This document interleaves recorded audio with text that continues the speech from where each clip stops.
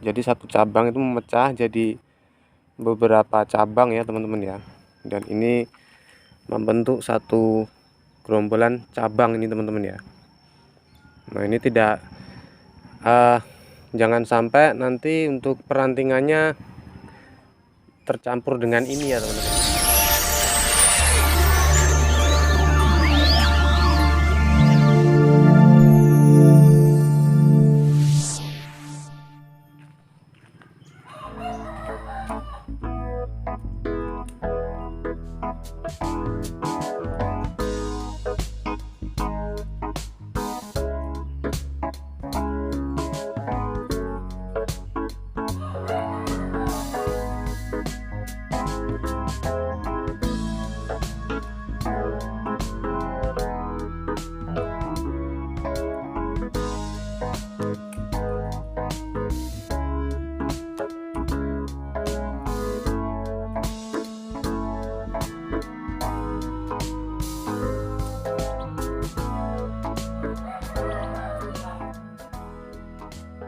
Halo, assalamualaikum warahmatullahi wabarakatuh. Jumpa lagi teman-teman ya, bareng saya Anton dalam channel YouTube saya Anton Bonsai. Dan dalam kesempatan video kali ini saya mau berbagi ya teman-teman ya, tips cara pengawatan bahan bonsai ini masih bahan ya teman-teman ya. Dan ini adalah pohon waru yang biasanya dijadikan pagar buat para petani-petani ya teman-teman ya, para orang-orang lah jadikan pagar. Dan ternyata untuk dijadikan bonsai pohon waru ini sangat rekomendasi ya teman-teman. Terbilang dia walaupun ruasnya panjang-panjang, kalau sudah mencapai anak cucu ranting dia juga bisa rapat kok teman-teman. Dan dalam kesempatan kali ini saya lagi membersihkan ya teman-teman ya, tunas-tunas yang bisa dibilang nantinya akan mengganggu untuk pertumbuhan yang kita los ya teman-teman ya, seperti cabang-cabang liar yang ada di pangkal cabang yang kita kawat ya teman-teman ya.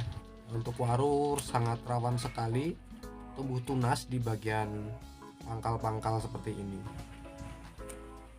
Dan walaupun tidak kita kawat, kita ganti kawat, sebenarnya kalau kita sudah main ke anak cabang seperti ini ya teman-teman ya, kita memang harus rutin pruning ya teman-teman ya.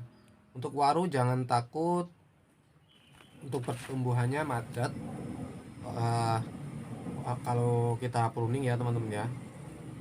Malah kalau nggak kita pruning seperti ini akan macet di bagian bawah ya. Jadi harusnya kita sering pruning. Dan ini juga sekalian mau ganti kawat ya teman-teman, karena sudah lihat masuk. Dan sekalian mengarahkan, karena waru biasanya akan tumbuh ke atas lagi ya teman-teman ya. Kalau kawatnya nggak kuat, dia pasti menarik mengejar arah matahari selalu ke atas. Dan kalau tidak kita pruning di bagian bawahnya pasti bisa mati ya teman-teman ya, bisa mati ranting dan malah gagal semuanya ya nantinya ya. Dan ini terlihat saya ganti kawat nomor 3 ya teman-teman ya. Dulu itu saya kawat nomor 2. Kenapa masih kecil saya kawat? Dikarenakan kalau tidak kita tidak tahu cabang mana yang akan kita pakai ya teman-teman ya. Jadi kita nunggunya itu sia-sia kalau tidak kita tidak tahu bakal dipakai apa tidak kita pelihara. Jadi kalau dikawat itu otomatis sudah kita pakai ya teman-teman ya. Jadi kita bisa tahu mana yang akan dibuang, mana yang tidak. Oke teman-teman, dan inilah teknik pengarahan saya ya teman-teman ya. Jadi agar tidak pusing, ini kan sudah terlihat satu kelompok ini teman-teman. Jadi satu cabang itu memecah jadi beberapa cabang ya teman-teman ya.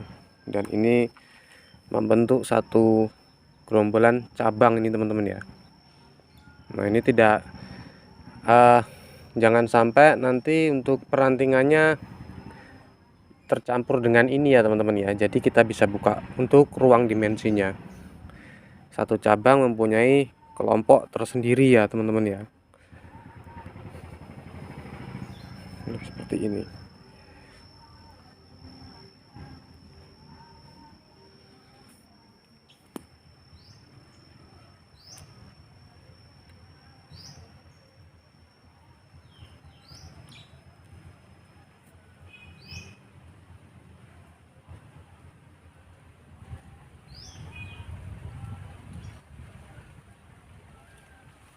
Untuk memanfaatkan kawat bekas ya teman-teman ya, jadi sekalian kita ganti kawat.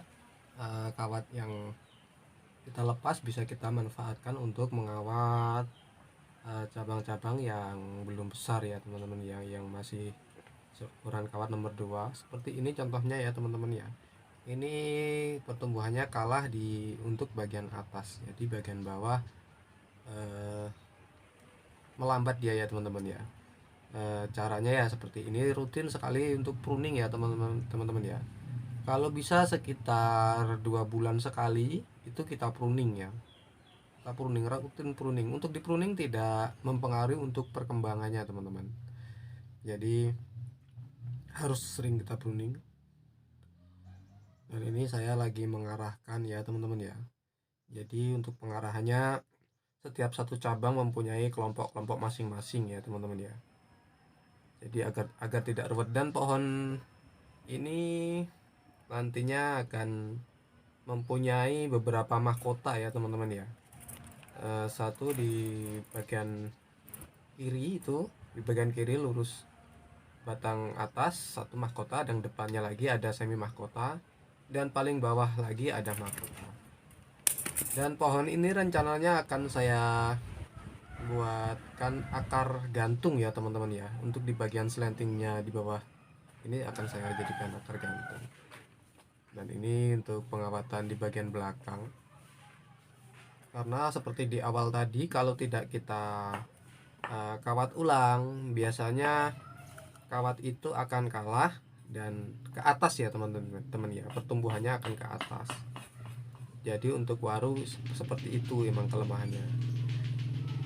Dan ini yang saya bilang tadi untuk mahkota di bagian sini ya teman-teman ya.